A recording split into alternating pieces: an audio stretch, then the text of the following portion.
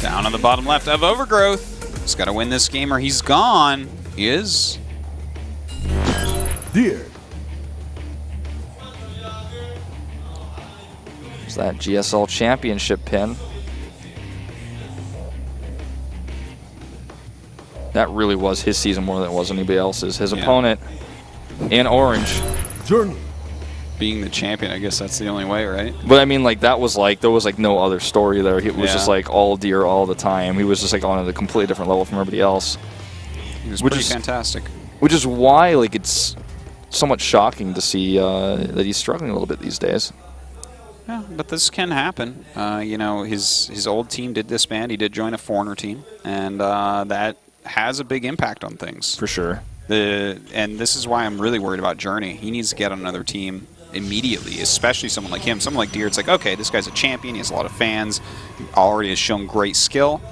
You know, he can make it maybe on a foreign team living out in Korea. Someone like Journey without a team hasn't done anything yet. I mean, come on. No one has their eye on him. Where are his practice partners? Where is his regimen? You know, it's a billion times harder for him. Yeah. You know, he just missed the cutoff point for round 3 of Pro League, and I think that's actually really important because the next time you can have roster changes after round 3, that's a long way away. And that's something people don't really talk about. You know, if you are out of Code A and you're living in Korea, you're not going to foreign tournaments, and nobody's flying you to an event, that's way too much money.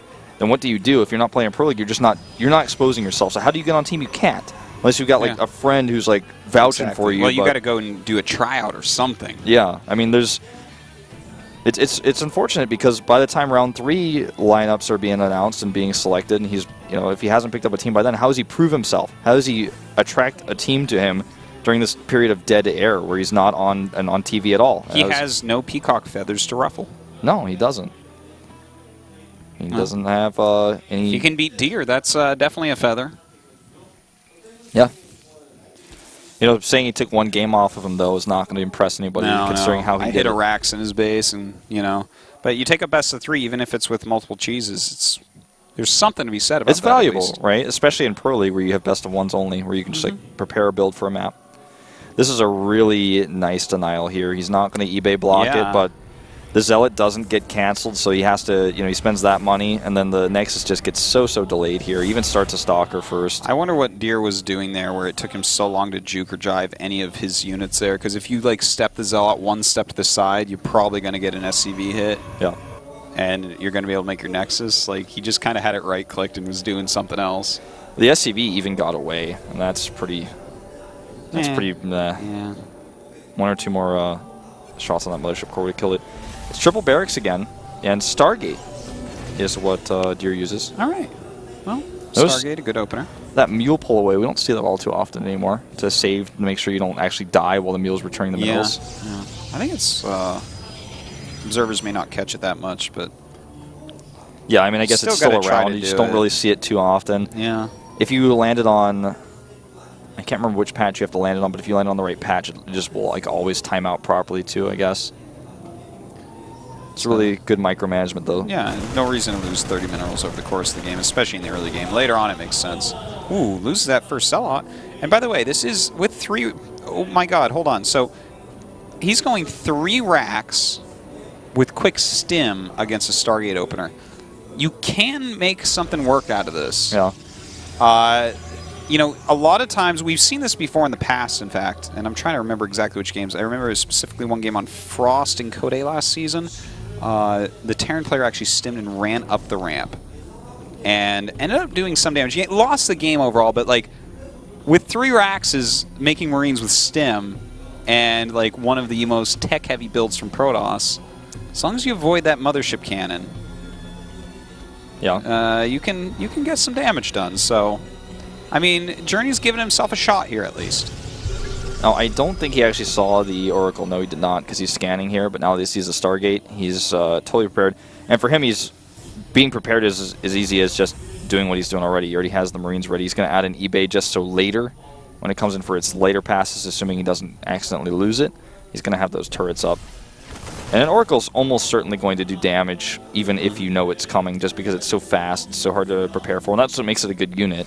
Because if you could always just defend it if you scouted it, no one would go oracles. Well, right now the Oracle actually scouted everything, but got 0 kills so far, which is a pretty low number. Yeah. It'll be back, though. The thing is, you keep that Oracle alive, you keep flying in throughout the course of the game. And oh, a Void Ray on the way. Yeah, that's really good for drop defense. Yeah, it certainly is. I'm actually surprised to see it when he sees 3 racks Marine, to see the Void Ray made immediately right then, but I mean, it'll do all right anyways against Marines in very small numbers, as long as you pull it back before it dies. What he's really going to do, Artos, as soon as he sees the Terran player move out, oh, those were really nice snipes. He's going to come over and, like, overcharge the turret and then fly away so the Oracle will come in later. What a snipe that would be. Is he making a second Void Ray? He is indeed.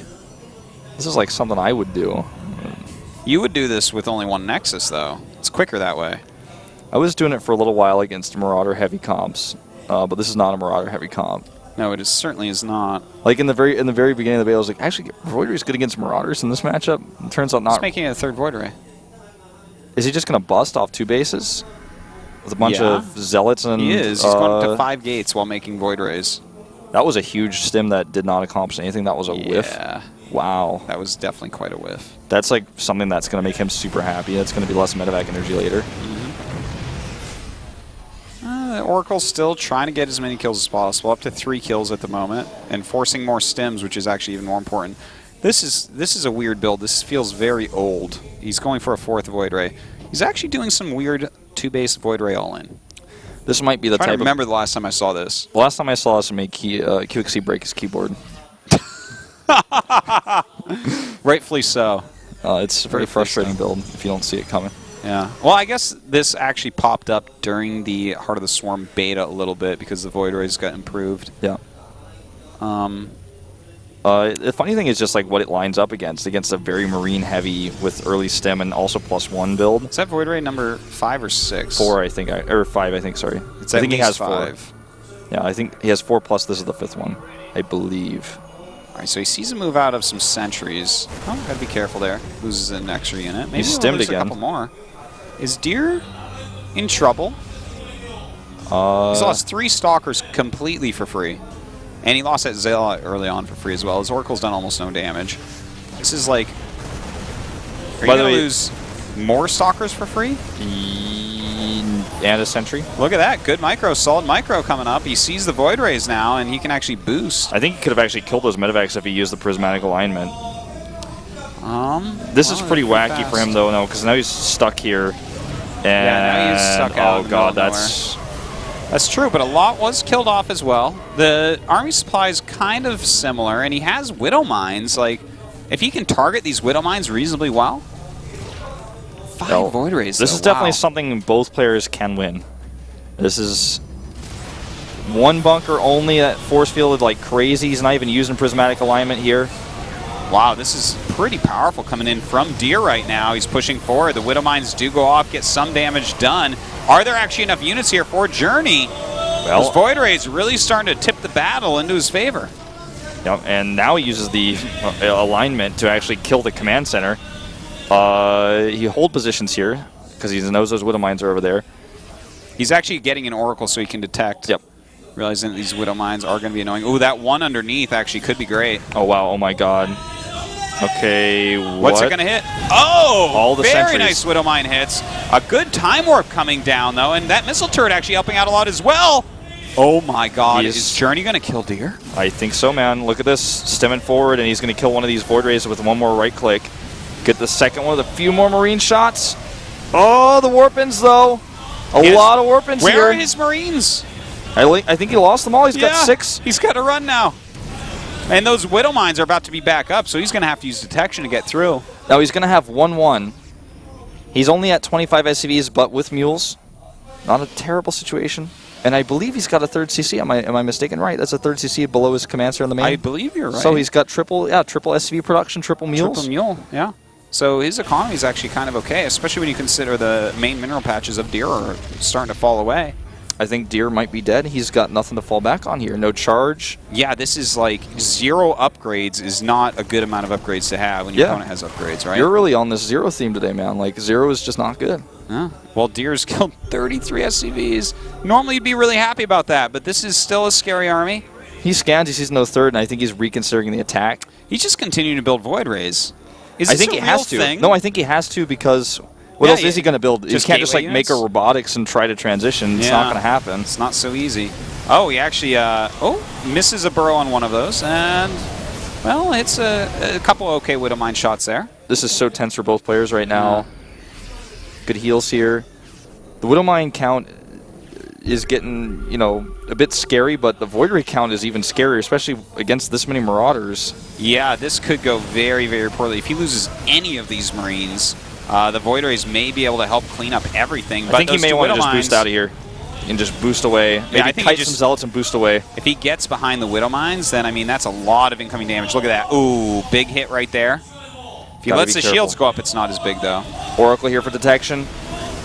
Okay, that was a good Zealot that walks up, but he has a lot more Widowmines now. A lot more Marines too, Artosis, and way too much Terran here. Deer is going to die. We're watching it happen. GG. Oh, my God. Well, Journey has taken out GSL champion Deer. Wow, Deer, this is